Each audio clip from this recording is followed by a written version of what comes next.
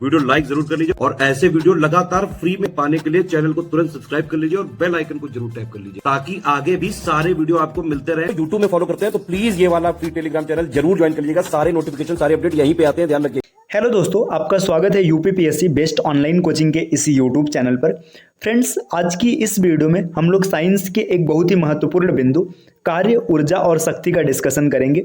यह क्लास आपके लिए बहुत ही ज़्यादा महत्वपूर्ण है क्योंकि यह यूपीपीसीएस के अतिरिक्त अन्य सभी स्टेट पीसीएस और वनडे एग्जाम में यहाँ से प्रश्न पूछे जाते हैं।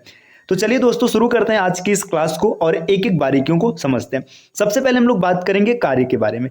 देखिए, कार्य क्या होता है? अगर भौतिकी में कार्य के को देखा जाए तो कार्य का दृष्टिकोण ऐसा होता है, कार्य बराबर बल और गुणे बल की दिशा में उत्पन्न विस्थापन। बल और गुणे मैं विस्थापन लिख रहा हूं, लेकिन आप याद रखिएगा कि बल की दिशा में ही विस्थापन होना चाहिए। अगर इस परिदृश्य को हम समझने का प्रयास करें तो फिजिक्स के अनुसार अगर कोई व्यक्ति, जैसे मान के चलिएगा कि यहाँ पर एक बिंदु है ए और एक दूसरा बिंदु यहाँ पर है बी। आप क्या करते हैं कि आप ए से एक ठेला गाड़ी लेते हैं, आप उसको धक्का देते हुए बी तक लेकर आते हैं और फिर बी से इसको वापस धक्का देते हुए ए तक पहुंचा देते हैं। अगर दैनिक जीवन या सामान्य भाषा में कहा जाए तो आपने यहाँ पर कार्य किया है, लेकिन फिजिक्स के अनुसार यहाँ पर कार्य नहीं होगा। क्यों नहीं होगा? क्योंकि आपका प्रारंभिक बिंदु भी ए था और अंतिम बिंदु भी क्या है? ए है। तो फिजिक्स के अनुसार कार्य का होना तब माना जाता है जब बल लगाकर बल की दिशा में विस्थापन उत्पन्न किया जाए। ठीक, चलिए अब चीज़ों को हम लोग एक एक करके पढ़ते हैं, देखते हैं क्या दिया। देखिए, यदि किसी वस्तु पर बल लगाकर उसकी स्थिति में परिवर्तन किया जाता है तो इसमें जो क्रिया संपन्न होती है उसे कार्य कहते हैं। कार्य का मतलब क्या होता है? बल लगाकर उसकी स्थिति में परिवर्तन करना। यदि बल लगाने पर वस्तु की स्थिति में परिवर्तन न हो तो कार्य किया हुआ नहीं माना जाएगा। मतलब आपने बल लगाया लेकिन उसकी वस्तु की स्थिति में कोई परिवर्तन नहीं, तो कार्य नहीं माना जाएगा। किसी बल द्वारा किया गया कार्य बल के विस्थापन की दिशा में अनुदिश घटक और विस्थापन के परिमाण के गुणनफल के रूप में परिभाषित किया जाता है। यही चीज यहाँ पर लिखा गया है, कार्य बराबर बल गुणे विस्थापन।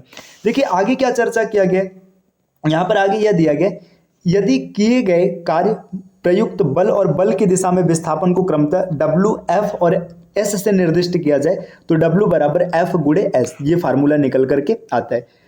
आगे दिया है, यदि बल व विस्थापन परस्पर लंबवत होते हैं तो इनका कार्य शून्य होता है। देखिए, अगर बल मतलब F और विस्थापन मतलब S, ये परस्पर लंबवत मतलब इनके बीच का कोण 90 डिग्री हो तो जो किया गया कार्य हमेशा शून्य होता है। इस बिंदु का मतलब क्या है, इसको एक एक करके समझते। यहाँ पर कुछ चीजों पर आप ध्यान दीजिएगा। चलिए थोड़ा सा पीछे चलते हैं, जब आपने सदिश अदिश पढ़ा था। देखिए यार, रुकिए, यहीं से समझने का प्रयास करते हैं। देखिए, अगर हम लोग बात करेंगे कार्य, तो कार्य बराबर फार्मूला होता है बल गुणे बल की दिशा में उत्पन्न विस्थापन। देखिए, जो कार्य होता है, कार्य एक अदिश राशि। अगर कार्य की बात करेंगे, इस पॉइंट को ध्यान दीजिएगा, यहाँ पर कार्य एक अदिश राशि है। अदिश मतलब स्केलर क्वांटिटी है। जबकि वहीं पर बल की बात करेंगे तो बल सदिश राशि मतलब वेक्टर होता है और विस्थापन भी क्या होता है? वेक्टर मतलब सदिश होता है। देखिए, जब सदिश का सदिश के साथ गुणा करेंगे और मिलेगा अदिश राशि। अब यहाँ पे देखिए, सदिश के गुणा को हम लोग थोड़ा सा यहाँ पे समझ लेते हैं, पीछे पढ़ रखे हैं।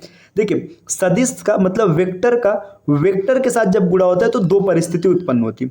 या तो ये बनता है डॉट प्रोडक्ट या तो ये बनता है क्रॉस प्रोडक्ट। जब डॉट प्रोडक्ट बनता है तो यहाँ से जो आंसर प्राप्त होता है ये हमेशा अदिश राशि होता है, और जो क्रॉस प्रोडक्ट होता है यहाँ से जो आंसर प्राप्त होता है ये हमेशा सदिश राशि होता है। अब अगर सदिश की बात करेंगे तो इसका फार्मूला होता है A B sine theta N cap. ठीक, ये फार्मूला इसका फाइनल होता है। जबकि अदिश की बात करेंगे तो इसका फार्मूला होता है ए बी कॉस थीटा। देखिए, अब यहां से पॉइंट एकदम स्पष्ट हो जाएगा। आपने थीटा मतलब कोण का मान 90 रख दिया और कॉस 90 का मान कितना हो जाएगा? कॉस 90 का मान 0 हो जाएगा, और जब ये 0 हो जाएगा तो पूरी की पूरी राशि 0 हो जाएगी। तो उम्मीद है कि आपको एकदम अच्छे से क्लियर हो गया होगा कि ये लंबवत होने पर 0 क्यों होता है। आपने समझ लिया एक एक पॉइंट को डिटेल में। देखिए, ऐसा क्यों होता है? क्योंकि जो कार्य है, कार्य एक अदिश राशि है। जब अदिश राशि तो आप लिखेंगे W is equal to F S cos theta, और जैसे आप थीटा की वैल्यू 90 रखेंगे, कॉस 90 का मान 0 होता है, पूरी की पूरी राशि 0 हो जाएगी। तो अगर कभी भी इनके बीच का कोई 90 डिग्री तो कार्य आपका 0 होगा। अब दूसरा पॉइंट ये भी समझिएगा कि अगर विस्थापन नहीं होगा, जैसे एक वृत्तीय पथ है, एक सर्कुलर पथ है ना, अब यहाँ पर भी किया गया कार्य 0 होगा। क्यों? क्योंकि विस्थापन 0 हो जाएगा। विस्थापन 0 हो जाएगा तब भी ये कार्य क्या हो जाएगा? देखिए, W बराबर 0 होने की क्या क्या परिस्थितियां। पहली परिस्थिति देखिए, अब आप ऐसा नहीं बोलेंगे कि बल ही नहीं लगाया जाएगा, बल तो भाई लगेगा लगेगा ही लगेगा, हमेशा लगेगा। तो बल तो भाई कांस्टेंट है कि लगेगा। जब आपका विस्थापन जीरो हो जाए, S बराबर जीरो हो जाए, तो भी आपका कार्य क्या होगा, जीरो होगा। अब कोई भी क्लोज्ड साइकिल हो, मतलब कोई भी क्लोज्ड पाथ हो, क्लोज्ड पाथ का मतलब कोई भी रास्ता अगर लास्ट में ऐसे पूरा बंद हो गया, जैसे मान के चलिए ऐसे जरूरी नहीं कि सर्कुलर हो, आप ऐसे ट्रायंगल बना लीजिए, आप जहां से चले थे वहीं वापस आ गए, तो आपका विस्थापन जीरो है, तो आपका कार्य भी जीरो होगा। या फिर जो एंगल है मतलब थीटा है, ये कितना हो जाए, 90 डिग्री हो जाए, तब भी आपका कार्य क्या हो जाएगा, जीरो हो जाएगा। इस पॉइंट को याद रखिएगा। ठीक, अब बात करते हैं कार्य के मात्रक की। यहाँ पर नहीं दिया है तो आप समझ लीजिएगा। अगर कार्य के मात्रक की बात करेंगे तो इसका जो एसआई मात्रक आप अगर लिखने की बात करेंगे, देखिए बल का मात्रक क्या होता है, न्यूटन होता है ना। बल का मात्रक हो जाएगा न्यूटन, है ना। और विस्थापन का मात्रक क्या है, मीटर, तो आप इसको न्यूटन मीटर इस प्रकार से लिख सकते हैं। अगर आप इसको ओपन करेंगे तो आप इस फार्मूले को ऐसे भी लिख सकते हैं। देखिए न्यूटन को किग्रा मीटर स्क्वायर प्रति, किग्रा मीटर प्रति सेकंड स्क्वायर लिखा जाता है, तो आप इसको ओपन करके ऐसे भी लिख सकते हैं। देखिए किग्रा मीटर स्क्वायर प्रति सेकंड स्क्वायर, तो ये भी फार्मूला आप लिख सकते हैं। इसके अतिरिक्त कार्य का मात्रक होता है जूल, तो कार्य के मात्रक की बात करेंगे तो ये भी याद रखिएगा, न्यूटन मीटर ये भी सही है, किग्रा मीटर स्क्वायर प्रति सेकंड स्क्वायर ये भी सही है, और जूल भी सही है। अगर इसके विमा की बात करेंगे तो विमा होता है एम एल स्क्वायर टी के पावर -2। ये सब भी चीजें आपको याद रखनी चाहिए। चलिए दोस्तों आगे बढ़ते हैं अगले पॉइंट पर। अगला पॉइंट दिया शक्ति के बारे में। अब हम लोग बात करेंगे शक्ति। तो शक्ति क्या होता है, देखिए शक्ति को उस समय दर से परिभाषित करते हैं जिससे कार्य किया गया या ऊर्जा स्थानांतरित हुई। मतलब कार्य करने का जो समय दर होता है या फिर जो ऊर्जा स्थानांतरण का समय दर होता है उसी को हम लोग शक्ति कहते हैं। किसी बल की औसत शक्ति उस बल द्वारा किए गए कार्य और उसमें लगे समय के अनुपात से परिभाषित करते हैं। देखिए यहाँ पे बात किया जाएगा शक्ति, तो शक्ति का फार्मूला आप याद रखिएगा, W मतलब कार्य बटे समय। तो आप सीधा सीधा लिख सकते हैं P = W/T। अब यहीं से एक चीज ध्यान दीजिएगा, देखिए ये कार्य भी अदिश राशि है, समय भी अदिश राशि है, तो ये शक्ति भी क्या हो जाएगी, अदिश राशि हो जाएगी। राशियों को आप निकालने की कोशिश कीजिए, निकालना सीखिए। रटेंगे ना तो रटी रटाई चीजें बहुत दिनों तक नहीं चलती। देखिए अगर बात करेंगे शक्ति तो ये कैसी राशि, अदिश राशि, ये पॉइंट याद रखिएगा, पहला पॉइंट। दूसरा इसके मात्रक की बात करेंगे, देखिए कार्य का मात्रक अभी आपने पीछे पढ़ा है जूल, कार्य का मात्रक आपने क्या पढ़ा, जूल, और जूल प्रति सेकंड, तो इसका मात्रक हो जाएगा जूल प्रति सेकंड। जूल प्रति सेकंड को एक और नाम दिया जाता है जिसे वाट भी कहते हैं। जूल प्रति सेकंड का एक अन्य नाम क्या होता है, वाट होता है, तो आप इसे भी याद रख सकते हैं। देखिए अब जूल प्रति सेकंड आप इसको अलग अलग प्रकार से लिख सकते हैं। आपने देखिए अभी पीछे न्यूटन मीटर लिखा था ना, तो इसको आप न्यूटन प्रति मीटर सेकंड के रूप में भी लिख सकते हैं, इसको भी याद रखिएगा। देखिए अब कार्य और ऊर्जा की भांति शक्ति भी एक अदिश राशि, मतलब जैसे कार्य अदिश है ऊर्जा अदिश है, वैसे शक्ति भी क्या अदिश राशि। इसकी चर्चा हम लोगों ने अभी कर रखी है ना। इसका ऐसा ही मात्रक वाट होता है, वाट आप रट सकते हैं सीधा सीधा, वाट को जूल सेकंड कहते हैं, ये भी याद रखिएगा। अब देखिए विमा की बात करेंगे, विमा भी निकाल लीजिए। आपने पीछे देखिए जूल का विमा क्या निकाला था, mL² T के पावर -2। अब यहां पर क्या करेंगे, आप जब इसमें समय से भाग देंगे तो यहाँ पे t क्या हो जाएगा, एक्स्ट्रा हो जाएगा, तो आप लिखेंगे mL² T के पावर -3, जो कि यहाँ पर दिया गया है। चलिए अब और आगे बढ़ते हैं। देखिए आगे क्या दिया गया, 1 वाट का मान 1 जूल प्रति सेकंड के बराबर होते हैं, आपने पीछे पढ़ रखा है। 18वीं शताब्दी में भाप इंजन के प्रवर्तकों में से एक प्रवर्तक जेम्स वाट के नाम पर शक्ति के मात्रक का नाम वाट रखा गया। देखिए ये जेम्स वाट साइंटिस्ट थे, इन्हीं के नाम पे मात्रक वाट रखा गया। ठीक, आगे बढ़ते हैं। शक्ति का बहुत पुराना मात्रक अश्व शक्ति, जिसे हार्स पावर भी कहा जाता है, HP, है ना।